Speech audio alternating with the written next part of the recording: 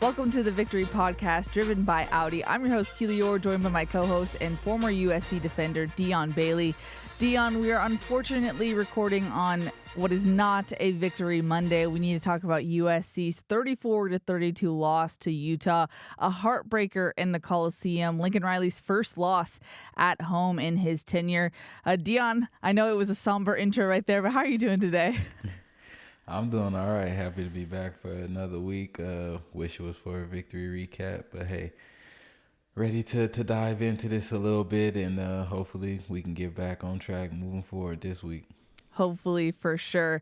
Before we dive into it, just a couple of reminders. Be sure to subscribe wherever you get your podcast. And if you're enjoying the show, please rate and review it on whatever app you use. We're also simulcasting on the USC Athletics YouTube channel. So if you want to look at video, you can do that there. And if you ever want to get your voice heard, you can go to either our Instagram or our Twitter account, VictoryPodUSC. For both, we usually put out a tweet or a question box asking for questions. Dion, we like usual, have a good amount of questions for you today, so can't wait to dive in to those and get your wisdom there. And like I said, usually we record on Sundays. I feel like at this point we should just say it's a Sunday or a Monday. Or a Monday, yeah. Definitely. Pretty much. Especially next week, I will be hosting an event for USC baseball on Sunday, so we can definitely count on a Monday recording. So just look out you guys for. a heads up. Yes. Now you guys know, so be sure to look out for questions, asking for questions either on a Sunday or a Monday there. But before we dive into it, Dion, just one last thing. Want to thank Audi. Performance is more exhilarating on a real road. Introducing the Audi Q5. Visit your SoCal Audi dealers, proud sponsors of the USC Trojans. And at Ralph's, everyone wins when it comes to saving big, because when you order online through the Ralph's app, you get the same great prices, deals, and rewards on pickup or delivery that you do in store. So no matter how you shop, you always save big at Ralph's. Ralph's, fresh for everyone. Fight on. Alrighty, Dion. Hopefully that's a good omen for the show. I did a one-take ad read there. Definitely. As always, you're killing it. Oh, well, thank you. Just want to start off overall with your thoughts on the loss. A couple days removed now. I know it's easier to kind of summarize it when you have some time away from it, but what were your thoughts as you were watching the game and then now that you've had time to think about it? Definitely a heartbreaker. I mean, the boys battled. Obviously, it wasn't the performance we all hoped to see bouncing back from the disappointing Notre Dame performance, but it was definitely a step in the right direction, in my opinion. The boys came out, they competed to the end. They never really gave any indication that they didn't believe until the clock's read zeros across the board, and they came up short again with the game-winning field goal by Utah. But it was unfortunate. I was glad to see us battle to the end and have a chance at the end, and just hope that, with everything, every goal, that you really mark at the beginning of the year, which is to win your conference first, and you let the chips fall where they may after that, it's still attainable. So gotta stay positive. Yeah, I was thinking about it. If there's anything we can take away from this team about their mentality, they are fighters for sure. We saw that against Arizona. We saw it again against Utah. What do you make of just the fight in this team and just the personality of this team, even in losses that we've seen? It's good to see them compete, man. Got competitors in that locker room, guys who care about trying to get a W every week. So just hopefully we can get out our own way and let all that hard work and competition help us get to where we want to be. Yeah, you mentioned getting out of your own way, and I guess this is kind of a more broad question to start the podcast, but what do you make of it? It feels like USC has the pieces. They have the talent. They have a returning Heisman winner. They have guys with experience, but it just seems like they can't get out of their own way. There's just like some trip-ups in each game that they have to kind of overcome. What do you make of what this team is through 8 games now? Well, really just like you just stated, a team that can't really get out of their own way to really give themselves a real opportunity to be all they can be. I mean, we really shooting ourselves in the foot at crucial times, and the odds haven't been in our favor at the end of the last 2 weeks because of that mainly. So it's just it's better for it to be us in our own way and still be able to get out of our own way rather than people just really just embarrassing us on the field. So glad it's not that situation. We're competing. We have a chance to win, and we have the guys to do it. We just can't have the penalties that's hurting us, especially in crucial situations, third downs, bad decisions in crucial moments. Just gotta understand and really hone in on every possession and the situation that's at hand, and so we can put our best foot forward. Yeah. That's a good point because, if it is yourself making those mistakes, that at least gives you hope that you can correct those and get that sorted. And there, like you said, there still is a chance in the conference to get things together. So hopeful in that sense. But I want to break down the game in a little bit more detail. I don't know about you, Dion, but I was surprised that USC was able to run the ball in the start of the game as efficiently as they were, considering Utah was one of the nation's top defenses coming into the game and still is. But what did you make of, the first couple of drives that USC had against this tough Utah defense? I mean, it's encouraging to see the O-line getting their pads on people and moving bodies and open up holes, giving Jones and Lloyd an opportunity to use their ability. And obviously Lloyd was able to explode for a big touchdown run early in the game, and it just solidifies the fact that we have good guys toting the rock, and as long as they have some type of crease, they can make something happen. So hopefully that we can just keep trending in that direction, because I know going into the second half we really went away from the run. I mean, because of the game we were down and things like that. So a lot of factors played into it, but hopefully we can really commit to that and make that an establishment to take some pressure off the guys on the outside and Caleb, and complement each other. Our passing game and our running game can complement each other a lot more moving forward, hopefully. Yeah, Riley was asked after the game if he would have preferred, in hindsight, to go to more of a ground game in the second half. And I think it was one of those things where he needed more time to kind of look at the tape, but he said you always want calls back. If you were in his position, Dion, would you have leaned on the run more in the second half? Why do you think they kind of strayed away from that? It's a double-edged sword because, I mean, our defense was playing well in the first half, but I don't really know how long you expect them to maintain that. So if we're running the ball and we're chewing up clock, we're eliminating opportunities that Caleb and them will have to strike up the band. So if we get a 9-10 play drive and we don't get any points out of it, then we're going to run 8 minutes off the clock instead of us trying to move the ball at a faster speed and at bigger chunk rates, so we can cut down to the lead that Utah built up early in the second half. And I feel like that played a large part in why we had to go away from the run game when we were really successful at it in the first half. Yeah.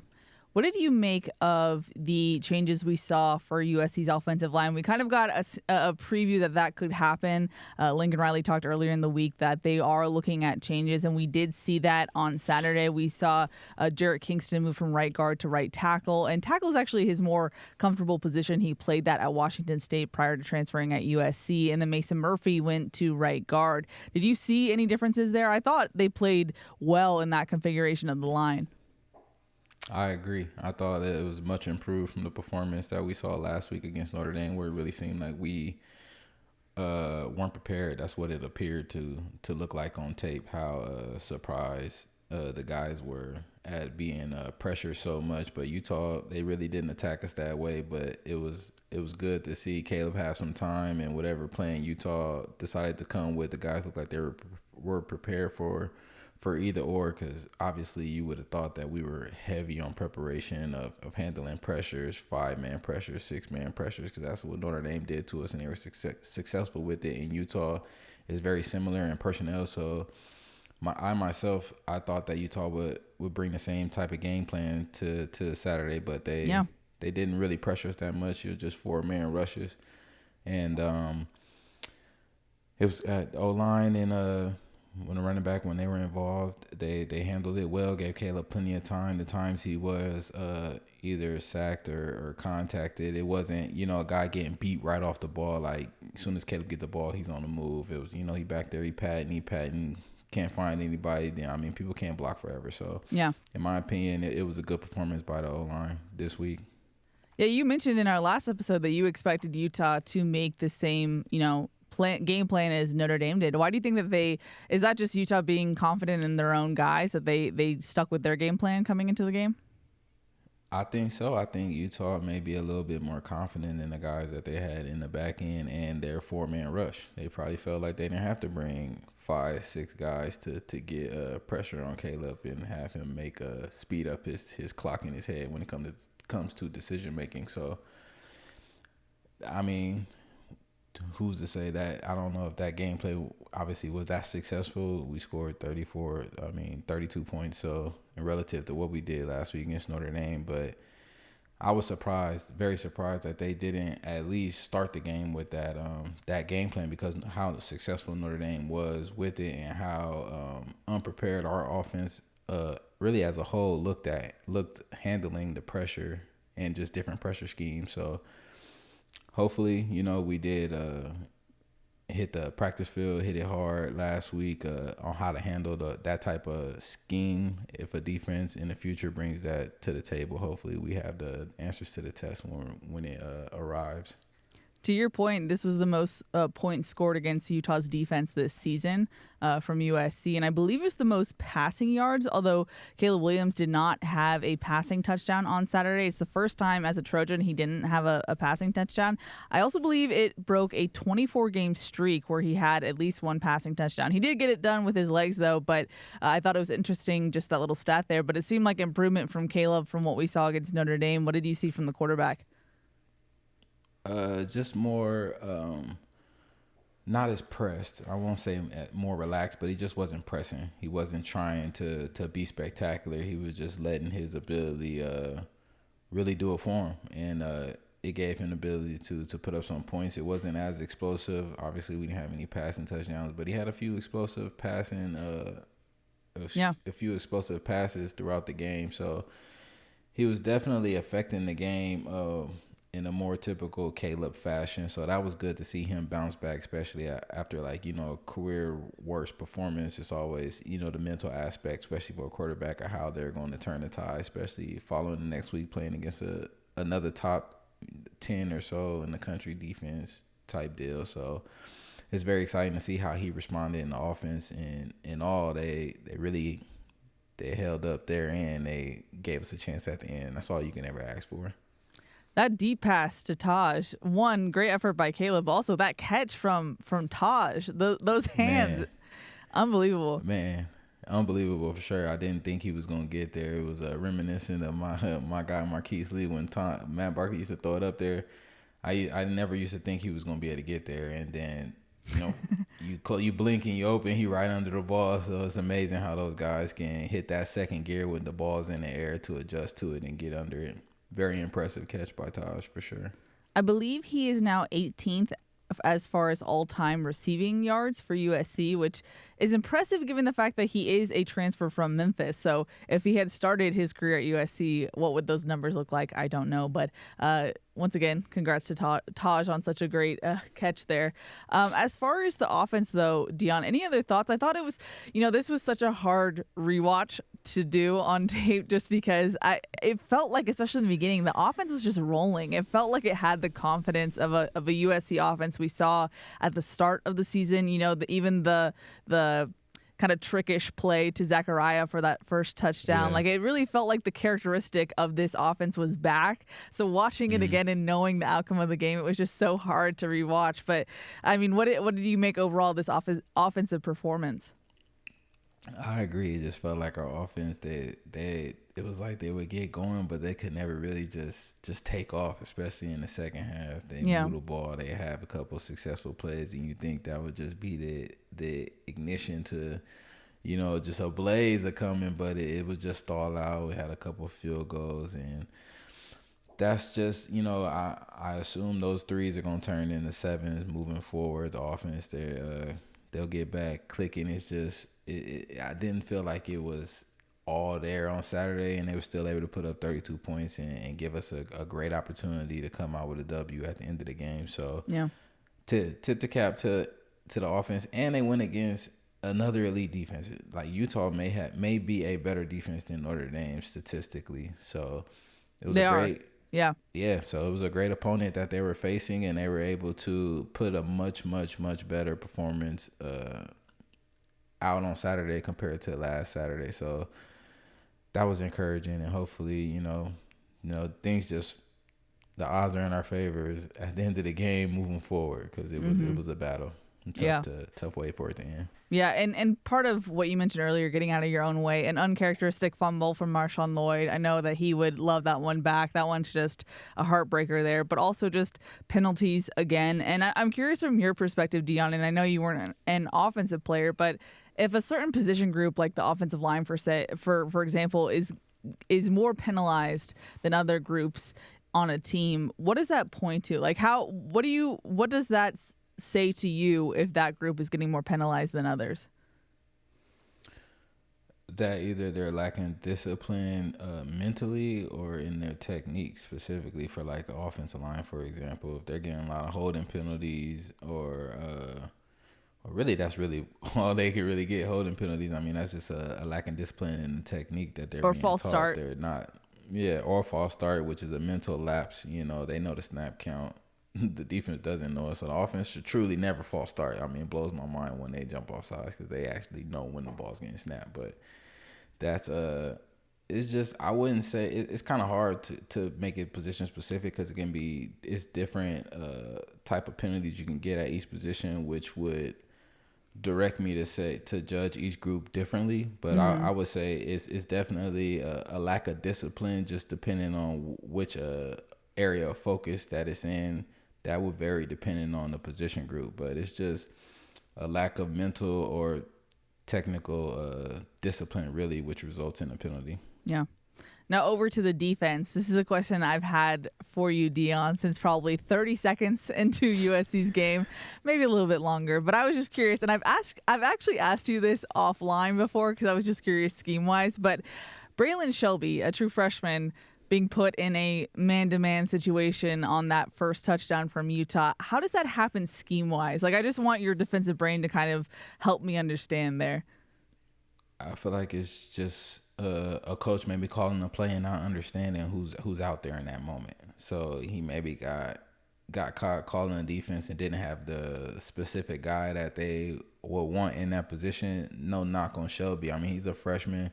And in that position, you got to really understand, how you're being threatened, so you could put yourself in an advantageous position. So any outside linebacker that has the threat of the back releasing and that's taking them out of it, could be a blitz or just a typical rush, and they have to peel with the running back. You have to understand the threat of that, 50-50 of it happening or 90-10, because it's not really it may happen, it may not happen every single play. Like their alignment pre-snap, it'll dictate it right away. The running back, he'll be real wide, like behind the tackle. So if I'm the outside linebacker, he's a lot closer to me, if that makes sense. Mm-hmm. So it's keys that you can pick up on to understand that, okay, I'm not going to be rushing the quarterback. He's going to peel. So even if he doesn't peel, I'd rather you don't get a rush that play and be prepared for the peel than get caught one step behind and that running back gets even with you, which means he's leaving you. So, and it goes hand in hand with the call behind it, because the pressure that's called, that outside linebacker is in that potential position. So guys got to get home. The quarterback can't have enough time for the running back to turn up on that wheel. Like it has to be almost like a swing. You know what I mean? Like, yeah. The ball got to come out so fast and running back can't even turn up. But that's just my take on that particular situation. It's a little bit on the player, but it's also on the call as well. Makes sense. Now, just looking overall, what did you make of the defensive performance on Saturday? Man, we just gotta. I don't know what they got to do, but we got to get better at tackling, especially at the linebacker position. We're missing way too many tackles, and guys are just bouncing off of us. And it's really it's hurting our progress, because guys are getting in position to make plays, but just miss tackles, not being knocked back tacklers or what I call stop tacklers. Like, even if you're not knocking him back, soon as you put your pads on him, he goes down right there. He's not falling forward for 2 yards. You may not drive him back 5 yards, but that's just if we could just adjust that, fix our tackling, we'd be so much better as a defense as a whole, because just the second opportunities we keep providing offenses, it's kind of like the team as a whole, we can't get out of our own way. You know, we get an offense backed up, 3rd and 9, 3rd and 12. They throw, you know, not something that's caught at the first down. It's caught underneath the first down. We missed 3-4 tackles. Now it's the first down. And, you know, or they hand the ball off, and it's 3rd and 12, 3rd and 15. They hand the ball off, and we're not anywhere fitting up the run responsibilities of our defense, and they're just gashing us for a long explosive run on the 3rd and long. Like, our situational awareness and our ability to get guys on the ground just has to get better. So this team could reach the heights that they're aiming for, because they have the potential to do it. We just got to get out our own way. How do you do that? How do you fix that at this point in the season? And I think I've asked you this before, but how do you do that in practice? You got to tackle. Like, guys are so worried about the health and everything, you know, making sure guys don't get hurt in practice. But it in my opinion, it doesn't matter who you're putting out there if they can't execute what you're telling them to do. Like, in tackling is repetition. I don't care what nobody says. You don't just wake up and be a good tackler on Saturday. You got to tackle Wednesday, Thursday. You know, you trying different techniques. It don't got to be every period is live. It can be one live period, but you got to get some reps in there, put yourself in certain positions, because, you know, thudding somebody up when they know you're not tackling them, it's a lot different than you get out there on Saturday. And this guy is really trying to make you miss, and you got to get him down. You know, it's a whole different ball game. The balance that you're coming to when you're coming up to make the tackle, the angles, all that you got to practice in between Monday and Saturday. So it's tough if they're worried about guys getting hurt. And that was our big thing when I was in college. We couldn't tackle in practice because obviously we had the scholarship reduction and all that, so we couldn't afford to do it. But that's truly, in my opinion, how you are a good tackling football team. You have to tackle in practice. Like, you have to get reps at it. Guys have to get put in those positions and see themselves being successful in those positions. So Saturday come, it's no second guessing, you know. Like, I made 2-3 open field tackles in practice this week. It can be against the scout team. You can make scout period live. You just got to get those reps in. Yeah. And as you mentioned, you had limited opportunities to get live tackling in because of the scholarship reductions. How did you make that worthwhile when you were able to tackle? Like, how were you such a sure tackler in your day?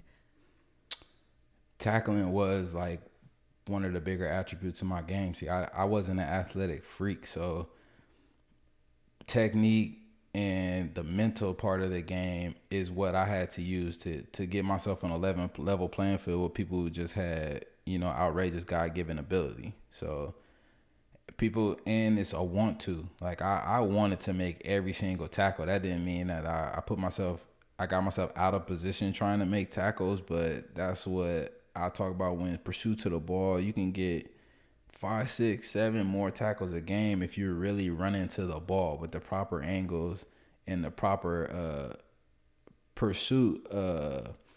If you're pursuing the proper way, I mean, it don't even have to be a bad missed tackle or guys just whiffing, but you get that, you know, assisted tackles, those add up, man. And it's great tape. And that was just my approach, because I wasn't going to, you know, run a 4.3 40. I wasn't going to jump 45. So it was like being a football player, it meant something to me. Like, what actually playing the game of football, really tackling. I mean, I really focused on that. I did not like missing tackles, and I wanted to be a guy that I wasn't a knockback tackler. I was a stop tackler. Like, I hit you, you go down right there. As someone who actually made an impression on me as far as tackling was Zion Branch, and in the opportunities he got, what did you see from him in his playing time Saturday? I'm glad you brought that up, because that was one of my focuses going on into the season. I was excited to see how Zion was going to matriculate really like with his playing time and just his progression as a player coming off an injury, because he was a primetime player in high school. So, and he was everything and more that I expected. A big, fast kid, and he was physical, was putting his pads on guys, and he's a stop tackler, and sometimes he's a knockback tackler. Like he was out there putting on good tape. For that to be his first go as a starter, I was very impressed by number 8. I wish he would have been out there more this year, because he definitely could help us. And I think they need to turn on the tape, honestly, and circle number 8, and they can teach how to tackle off his tape, because he was putting some textbook tackling film out there, open field, filling in the run, coming out of the safety position. It was just textbook tape he was putting out there, and I'm excited for him coming off the injury, getting his first opportunity and impressing me personally, and I'm sure he impressed the coaching staff. Yeah, he actually spoke to the media this past week about how, as a true freshman, not a true freshman, he's a redshirt, but as a freshman coming in, you not only are trying to get over that freshman hump of learning the playbook, what's it like being a college player, but then he was like, and I had to trust my knee again. So I think that's part of the reason why we've seen kind of him get some playing time and like kind of go back and forth this season, but finally was able to put it together on Saturday. When you talk about his tackling efforts, what specifically does he do so well? For me, it's the closer you get to the ball carrier, the harder you run. So you turn on the film, 8 looks like he's flashing, like when he's coming to make a tackle. Like he's not running up to the guy, coming to balance, and the guy's running into them. He's falling backwards. He's attacking the ball carrier, and to me, that's the only way you can be an efficient tackler, because the ball carrier is trying to make a move off of your movement. So your movements need to be decisive and sudden. And that's how you put yourself in that advantage situation and leave the ball carrier guessing, like second guessing themselves, because they don't really know how you're going to attack them and how they're going to maneuver to try to avoid that tackle, unless they're just trying to bowl you over. So like that to me, that is what flashed about his tackling. He was decisive, and he had a violent mentality to him when he was coming to make the tackle. Like it wasn't like he was giving the opponent any opportunity to make a decision. Like your decision was, hey, you're going down pretty much, or you can only go this way. Like he didn't give any two-way goes. Like his angling when he was coming up to tackle, it was just, I loved everything about 8 and what he did on Saturday, and I'm definitely excited to see how his career is gonna propel from that moment, because his confidence is gonna keep building. Hopefully he's okay. I know he had to run in with the quarterback, which was him just being violent, but you gotta understand, this is not high school. Quarterbacks in college, they're big dudes. So you gotta understand your opponent. But I loved his mentality, man. He was definitely putting on the show, a tackling highlight film, and I hope that they definitely give him some credit, circle him, and try and have everybody else feed off of that energy he was bringing. In that sense, and this is probably a dumb question, but how much of tackling is also just like the confidence that you give off? Like I almost feel like you have to intimidate the offensive player in the sense of, I know exactly what I'm doing and I'm coming at you. And I feel like that maybe that's lacking a little bit from what we've seen. Exactly. When an offensive player, and I used to ask my teammates their opinion of the way I tackle, like, hey, do you think this would be efficient way of tackling, or how would you approach like a guy that playing a guy like me that tackles the way I did, because I tackled below the waist, but I was real decisive and sudden. And they used to tell me that they hate those type of tacklers because they really had no time to make a move, to react. But yeah, tackling is definitely is a confidence thing. It's you gotta just ooze off the confidence that the offensive player knows that their chance of breaking his tackle isn't too high. That's going to change the way they approach it from their end as well. They're not truly going to be trying to break your tackle because they don't really think that they are. So they're a lot more timid. They're a lot more indecisive. Like they don't have a game plan. They just are hoping that you miss, or just hoping that they somehow break the tackle. So I think it's definitely a confidence factor in a good tackler, like the offensive player, and they know that you're a good tackler, and you having that confidence gives you that reassurance that you can get it done. You mentioned earlier situational awareness, and something on my rewatch that caught out to me was that sometimes when Bryson Barnes would take off and run and, and hold the ball like a running back, I felt like some defenders still carried their man out to their routes. Like, I felt like, is that something where that's a responsibility and they're supposed to just stick on their man? Or at what point can you bail and realize that Barnes is taking off and running with the ball? And I don't know if this is a dumb question or not, Dion, but I'm just curious from your perspective. It's a tough situation to be in, but that just comes to knowing your opponent. Are you playing against a Caleb Williams or a guy that's not Caleb Williams? A guy that's not going to be able to make that split decision to go from a full-out sprint to gathering himself to dump it to the guy that you're coming off of. So it's a split decision that you got to make, but knowing the opponent, like, guys should have been coming off the quarterback when he was scrambling. He's not scrambling to throw. He's scrambling to run. Yeah. Whereas, obviously, that's just all game plan and knowing your personnel. So I just felt like guys was just panicking. They just not understanding the situation that this quarterback's not running to throw. He's running to run. So once he tucks that ball, you need to go tackle him because he's not picking it back up to throw. He did not do that, not once. I'm not talking. Whenever he ran downhill towards the line of scrimmage, he was out. He never flattened out and tried to throw it again.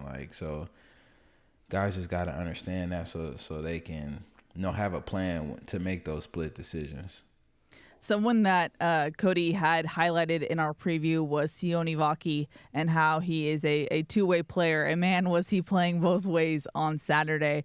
If you're in that situation, Dion, how do you adjust for a guy who's just lighting it up on one side of the field? I don't know, man. I mean, what a performance by him. I in know. The Coliseum, prime time. I hate that he did it against us, but is that something really, where do you just tip your cap at that point?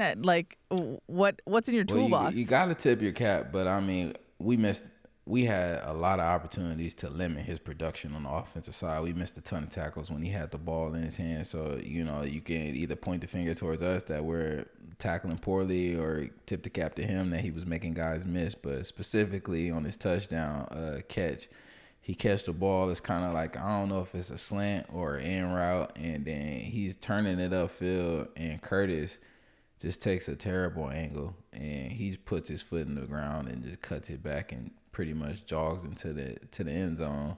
Those are things that we can avoid by just simple, fundamental pursuit angles, understanding how to pursue a ball carrier as a unit, not individually, because it's an 11-man defense, and every single play to be successful, 11 guys have to be on the same page and doing some variation of the same thing, so you got to understand like where you fit in the pursuit. Like, are you leverage, or are you actually what we would call pursuit, meaning that you're not leveraging the ball, you're just pursuing to the ball. So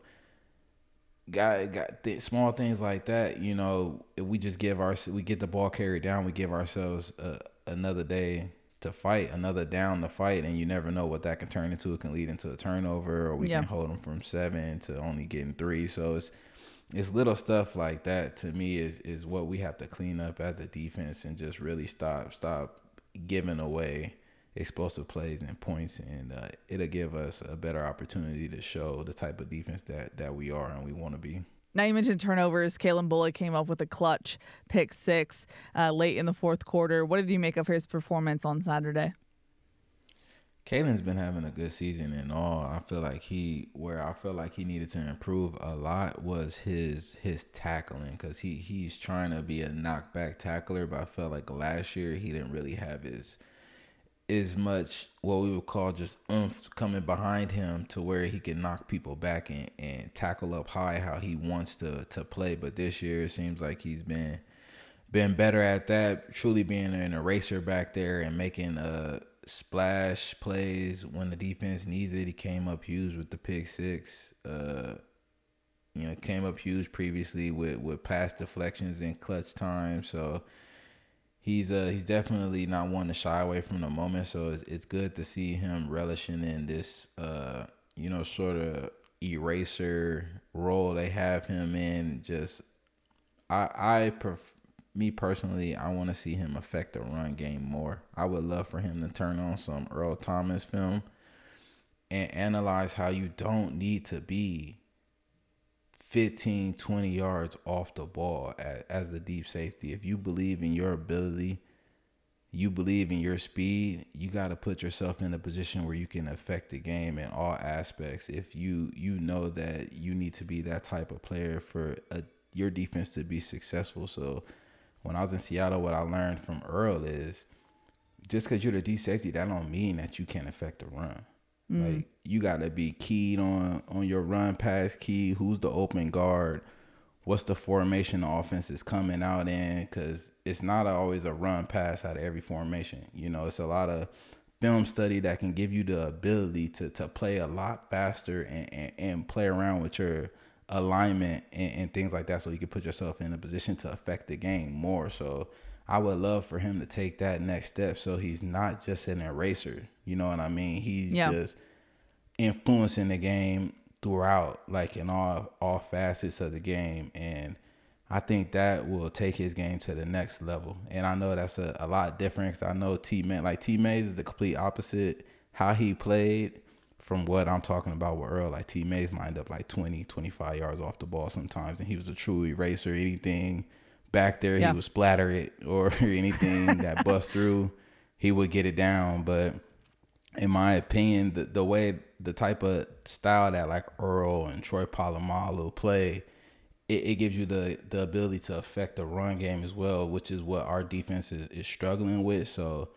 like how you saw Zion flash when he was coming up from the safety position, he's just a young player though. I don't think it's mentally there for him in that aspect, but he's a young player. He's excited to be out there. So like he sees run and he's just hauling butt to the ball, and that's why you're seeing him flash coming off the deep end. But I think for Kalen, his alignment and his mental preparation going into games can give him the ability to affect the game more and just have more opportunities to, have, game-changing plays and things like that. So I think once he takes that next step, the sky's the limit for him in the back end.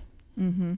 Now I have one more question for you about the defense, Dion, and then I'm going to go into listener questions, just because I'm sure I could ask you more, but I don't want to take away from what they asked. My final question for you is about the package that we saw, or like a combination we saw on Saturday. It looked like we saw just a swap of Bryson Shaw and Mason Cobb for Eric Gentry and Zion Branch. Is that something that you foresee we see more of going forward, or is that an opponent-specific type of thing that we saw? I think it's just a schematic specific thing. Maybe it was a down and distance, or a personnel that Utah brought to the field. They knew it was pretty much 100% pass, so they got more DBs on the field. Gotcha. So I think that's all schematics and just like personnel specific or just game plan specific, in my opinion. Interesting. Okay. Alrighty, let's go to questions. But before we do, just want to give a thanks to Audi. What if there was a portal to the future? Enter the fully electric Audi Q4 e-tron with advanced touchscreen infotainment system. Audi, the future awaits. And take your health to the next level with Symbiotica. Their premium, easy-to-take supplements fuel your body with key vitamins and minerals to help you reach peak performance on and off the field. Elevate your health today by going to Symbiotica.com and use code FIGHTON for 15% off site-wide. I just had to note that I think that is the first time I've ever gotten through a podcast doing all 4 ad reads on the first take. So you're on fire tonight for sure. Look at that. I don't know what it is. Maybe I slept a little bit better. I don't know. Let's go with a question about penalties. We had many questions about that. First one is from Jessica. She said, was the Bear Alexander targeting call a lack of discipline or a tough call from the refs? Lack of discipline. You got to understand, it's third down. You're not gonna sack him. You get your hands up.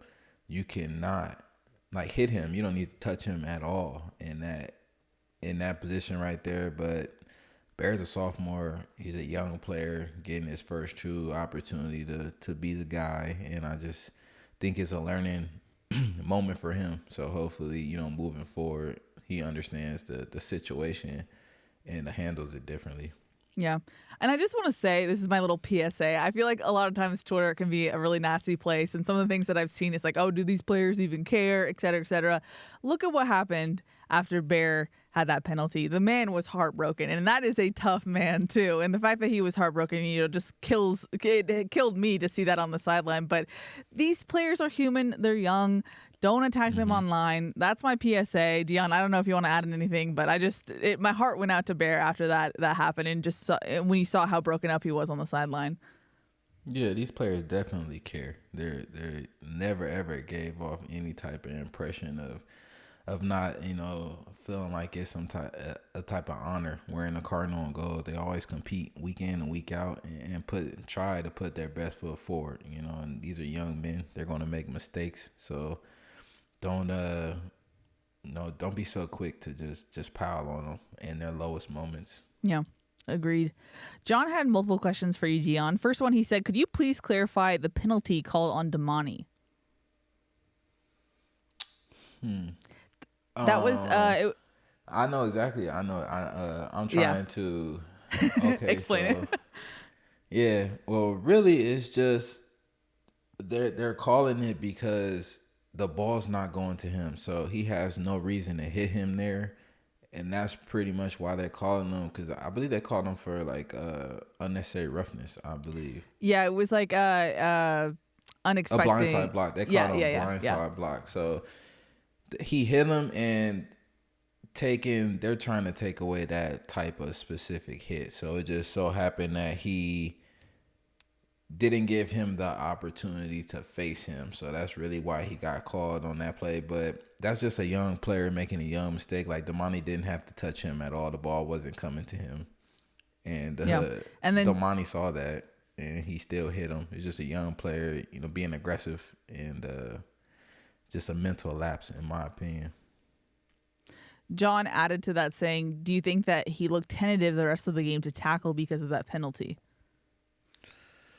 No, I just think it's a confidence thing. He hasn't had a lot of success tackling on that island. So, once your confidence is shaken, that is the one position where the world can see it. They can tell if you're decisive, if you believe, or if you're questioning yourself when you're on that island. So I just think he just has to, sharpen his mental up to get back to believing that he's that player that, he was heralded as a high school recruit. And I think that's just where Damani is. He's still trying to find himself post, tearing up his knee. Yeah. And going through his freshman year, trying to, get eased back out there, get healthy, get mentally prepared. And I think he's still building, but I think he needs to just believe in himself, believe that he is who he thinks he is. And I think he'll look a lot more confident on that island when it comes to tackling and covering as well. We have multiple questions from Rama for you, Dion. First up, he said, what did we do wrong on the QB scramble that set up the winning field goal?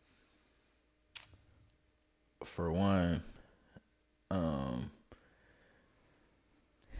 it's tough because I don't want to point any fingers or anything, but we had an opportunity to get him down, but I feel like we didn't have the proper angle. It didn't really believe that it was the opportunity. So it looks like guys were, running with their guy and not coming off, but we had a free hitter on that play. We had someone for the quarterback. They just didn't take their shot, and then he ended up tackling him further down the field, but he could have tackled him 15 yards sooner if he believed that he would get him down right there and just attacked him and either sawed him down or really just held on for dear life, type deal. And guys, you got to understand the situation. It's not about saving the touchdown when you're only up by one, You got to protect every blade of grass. So it just comes with, and this specifically, I'm talking about Shaw. Like he approached it like we were up by 7, and he was just trying to save a touchdown. So he didn't really want to take a shot coming flying out of the middle on the quarterback running, and like I don't know, him missing or him being worried that he's gonna take off for a touchdown. So he ended up adjusting his angle and running them down and tackling them, but when you're fighting for field goal range, every blade of grass counts. Once they get past that certain mark, it don't really matter. I mean, how closer they get. I mean, they're in field goal range. So you just got to understand the situation, that it's not a touchdown saving situation. It's a we can't give them nothing situation. So we got to be aggressive. We can't be worried about saving the touchdown in that situation. Like, we're not playing to not lose the game. You got to be playing to win it. And I felt like we just didn't have the right mindset on that play. Didn't understand that we didn't have any yards to give up. We had to get them down. As soon as he decided to run, we had to get him down right then and there to make the field goal as hard as possible. And, it just didn't play out our way. Ram also wanted to know, should we have blitzed more on Utah's last series? I don't think so. I think we had Utah right where we wanted them. Right where we wanted them. It was, I don't know if it was second and long or third and long, but it's like 17 seconds left. We got them close to, they like right over midfield. It's long downs and distance. We got them covered up on the back end, and we just let the quarterback run for almost 30 yards. It's something that can't happen, and we let it happen, and that's what put us in a bad position. But I definitely don't think that we should have just been blitzing 5-man pressures or 6-man pressures, because we didn't want to give up an explosive play. Like, we're trying to defend, to hold them to a certain yard line. Like, we're not trying to. It's hard to explain, but I don't think blitzing and when the offense is in a 2-minute situation, because you're putting everyone in a man situation on the back end. So all you're one missed tackle away from an explosive play in that position. And obviously we haven't been the most sure tacklers, so that wouldn't have been the smart way to approach that situation, which is why I believe Grinch obviously wasn't, calling a bunch of pressures, and he was calling a lot more coverage. Now, I can kind of hear it in your voice, Dion. It's just a tough loss for USC. And Jimmy wanted to know, if you were in that locker room, how would team morale be right now? What are you doing as teammates to kind of keep it going? It's a lot different for me than it is for them, because it's a lot of guys in that room who aren't SC guys. Like, it's not running through their veins, and I'm not talking about playing for SC. I'm just talking about knowing the tradition, understanding we're playing against certain opponents, what certain things means to the Trojan culture. Like, living in LA, playing for SC, like it meant something different for a lot of us, specifically that were on my team, because we were from LA. Like, we got a lot of guys that are not from California on this team, so it's different. I mean, it's hard for me to explain, but I wouldn't expect them to be as broken up as kids from LA would be, so the morale shouldn't be as bad as like our fans are feeling it, because they're like SC through and through. Like, they have, some fans got 20, 30, 40 years in this. So like, your heart is a lot heavier, I'm sure, than these young kids. So hopefully, they still believing. They're in a great position where it's not like they lost to Utah this week and they lost to Oregon last week, and it's like, oh, we got 2 conference losses. So now it's kind of, you playing that mental game with young kids of what you're playing for, and still, you're trying to motivate guys. Whereas I don't feel like the coach will have to have that challenge yet, because a Pac-12 championship, a New Year's Six Bowl, and I mean, no one knows the future. Even a college football playoff could still be on the table depending on how everything plays out. And they truly are still one of the only teams in the country that controls their destiny. Like, they can win out and have the season that they aspired to have at the beginning of the year. So I think they should definitely be a group that's hurting, obviously, because it was a heartbreaking loss. Like, we thought we had it at the end there, but hopefully they can, really honor that 24-hour rule. And hopefully yesterday they turned the page and got on to preparing for Cal, and hopefully they can get back on the right track and, try to make the most out of the rest of this season with everything still attainable. This is definitely off track, Dion, and I'm almost 100% sure you were sleeping for this, but what did you make of Washington and ASU? That game was wild. It was wild, and that's what I'm saying. You never know. Like, you can't look at a performance of. That's what people don't pay too much attention to how Oregon plays Utah this week as well, because we're not Utah, and they're gonna attack us completely differently. And every week is week in and week out. So like you know, teams they match up with teams differently, and that's like you see that with Washington. They struggle with Arizona. They struggle with Arizona State. Like Yeah. But they're finding a way. So and though they're finding a way, it as an SC fan, it's good to see that these aren't world beaters. You know, like teams aren't just they're not mowing through the conference. Oregon, Washington, UCLA, who we still got on the schedule, Cal, Yeah. all these teams that we're going to face, like they're beatable. Like we just have to not beat ourselves while we're trying to beat somebody else, you know, and then making it a 2-on-1 type deal to give ourselves the best chance to really come out victorious. And I think with the talent we have, and as long as we stay out our own way, I think we got a good chance to not turn it around, because it's a weird feeling because we lost 2 in a row, but with everything still attainable, all your goals still achievable. I mean, we can get this going in the right direction, man, and just string together a couple huge victories and really tie a bow on this season. Mm-hmm.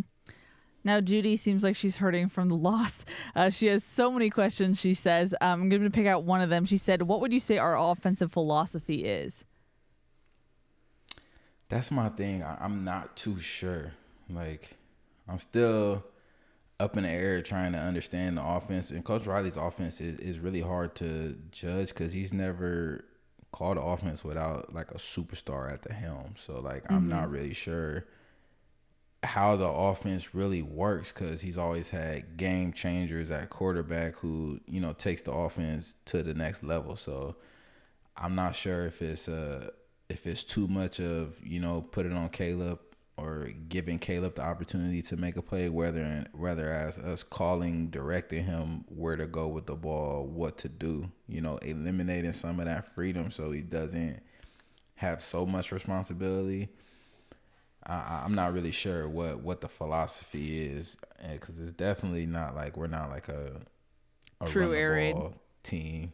Yeah. Yeah. Definitely not a true air raid, and it's definitely not like a Chip Kelly air raid where they really ran the ball. It didn't matter. It was up, down.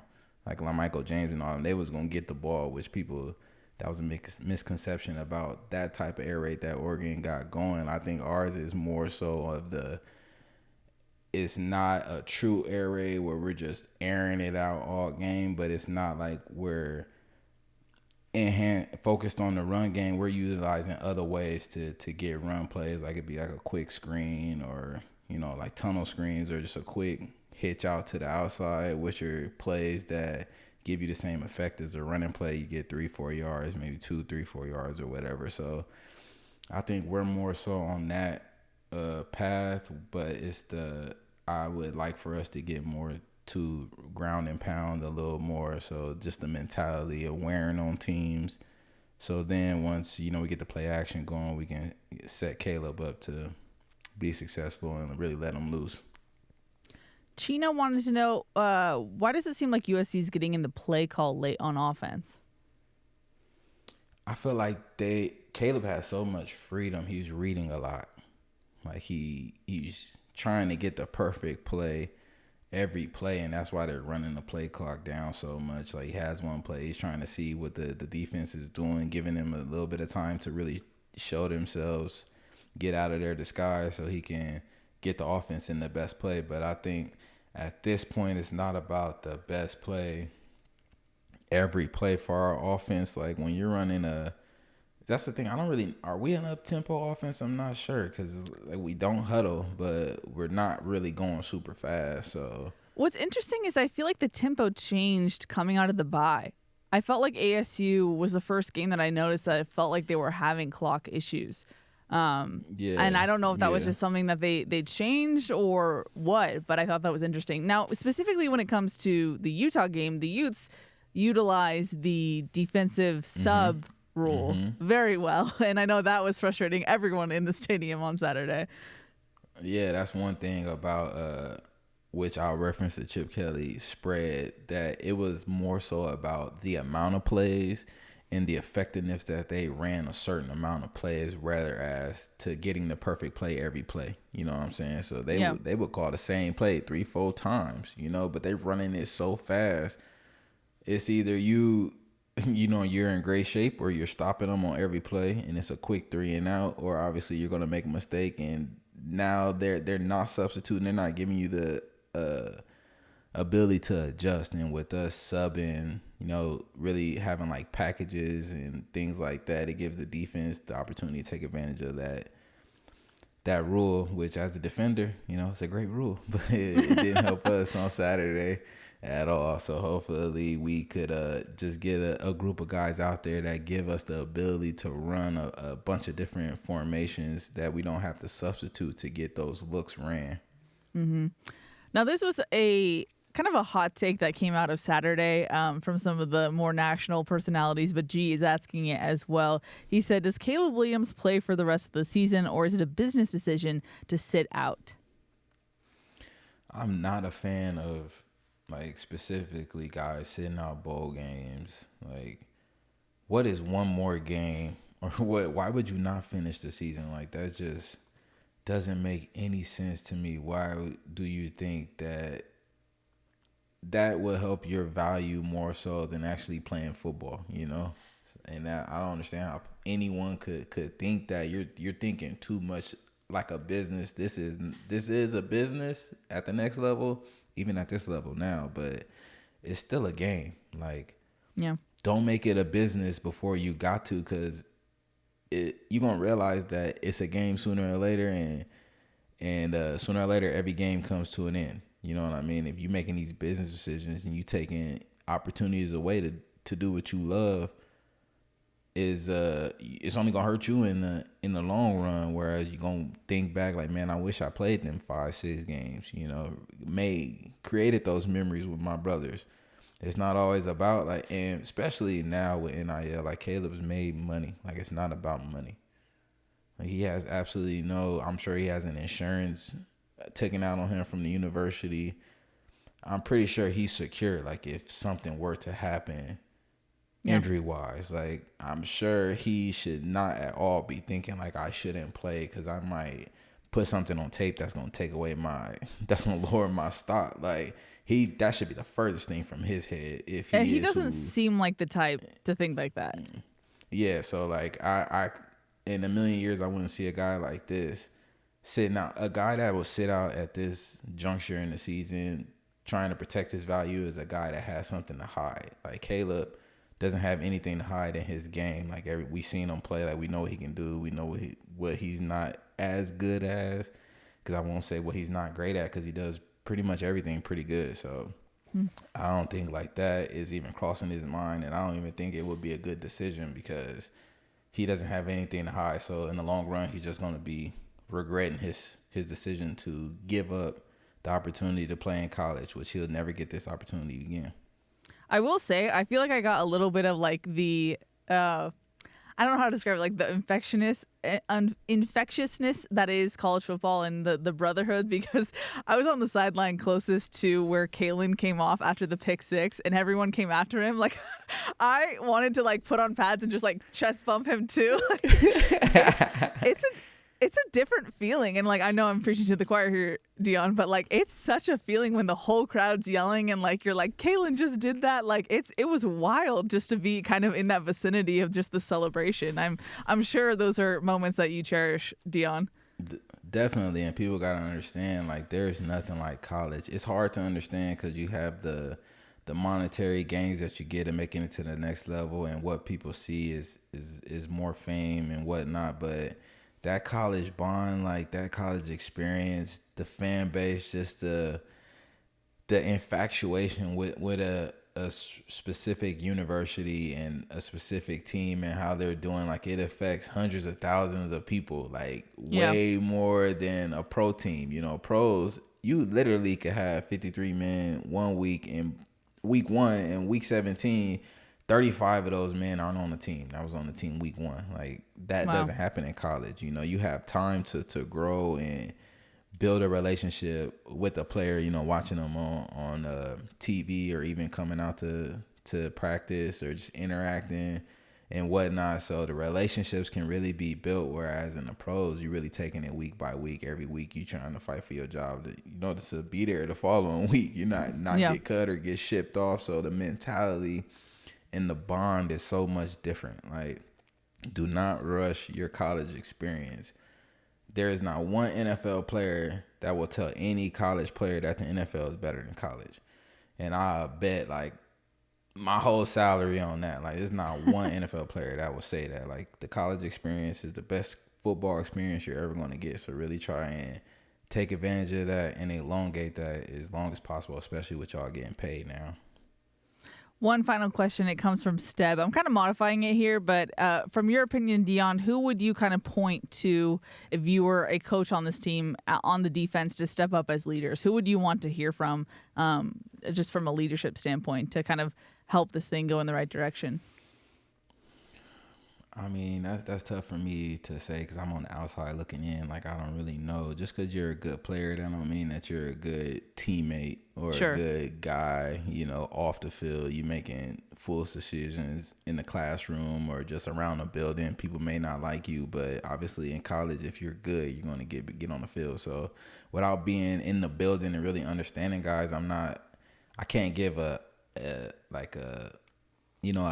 true knowledgeable opinion, but I would say just from watching on tape, I would love to see Zion be a little more vocal after I seen how he played on Saturday. Like, okay, he has a little bit more of that throwback SC feel to him, big, fast, physical.